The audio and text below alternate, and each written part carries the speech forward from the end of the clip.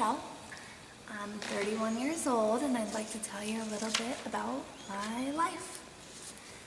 I grew up in a perfectly good Christian home, perfectly normal, raised in church, and when I was about 14, I started dabbling in smoking pot and started my drug use when I was about 14, 15, and it slowly escalated for the next 14 years. About 10 years into my drug use, I got in trouble for the first time. I went to jail, I ended up on probation, I got sober on my own, but it only lasted a little while, and I eventually started using again and violated probation, and it was kind of a cycle that went on for the next 3 or 4 years. This last time I got in trouble, I was actually off probation, I was out of the court systems, and my parents took it upon themselves to call the cops on me.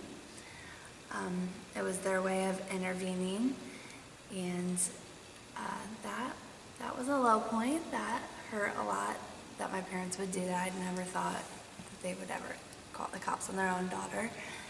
And at the time, I was very angry. I was angry with everybody.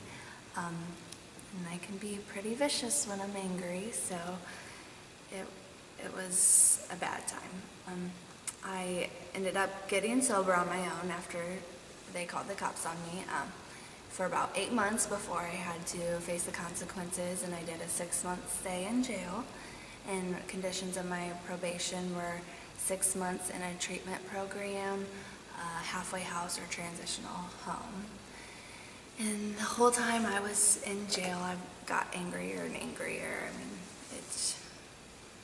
the anger was just built up. I was mad at them. I turned that against my relationship to God because I knew that would probably hurt them the most, and it was really hard for me to see why they did it. And so after jail, I had to choose a place to go to. I chose the Women's Life House. Being Christian-based, I knew that's what I needed, although I didn't want it at the time. I knew I needed to get back to my roots, and I was still angry at first. I didn't talk to my parents at all.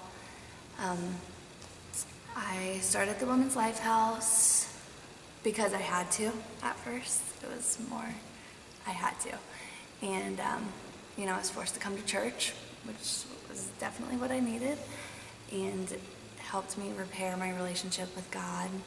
The church, the program, the classes, the structure, the accountability, everything was what I needed, whether I wanted to admit it or not. And slowly through coming to church and just repairing my own relationship with God, repairing myself, I was able to forgive my parents and see the other side of things, see their point of view and where they were coming from, and they felt like they had no other way to turn. And I see that now, and I was able to forgive them. My stepmom works at Indiana Wesleyan, a Christian college, and she prayed about it a lot. She had a whole army of people praying from her church and from her school for me, and I think through the power of prayer and God, I was able to forgive and move past this and continue my journey with God by my side now, because I have got sober on my own before, and it's never worked my way.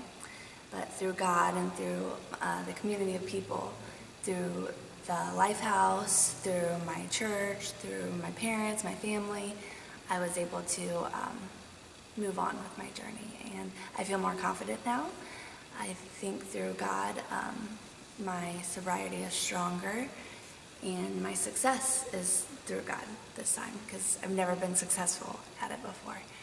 And now I am out of the Life House. I've been out of the Life House for about a month, and I'm living on my own. I have my own house. My daughter lives with me, and I'm working a lot and continuing my journey with Christ and my sobriety.